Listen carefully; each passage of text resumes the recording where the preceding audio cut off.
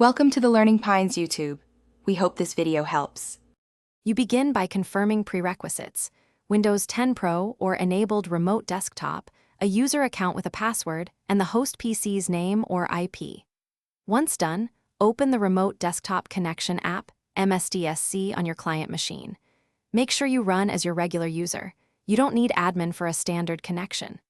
Enter the host name, then click Show Options to set the username and save credentials if you prefer. This starts the connection process quickly and securely. Now you configure the middle steps. Click Show Options and enter the user account, then choose Display Size and Color Depth to match your network. Once done, go to Local Resources to enable clipboard, printers, or local drive redirection so files move between computers.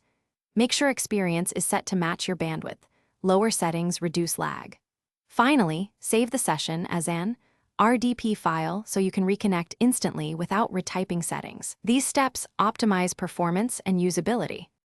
To finish, click Connect and authenticate with the account password. Accept the certificate if you trust the host. Once connected, you can control the remote desktop as if local.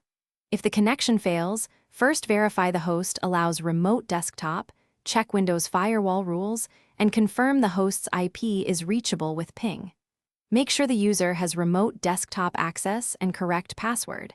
If you're connecting over the internet, ensure port 3389 is forwarded or use a VPN. That typically resolves access issues. Thanks for watching. Consider subscribing if we helped you.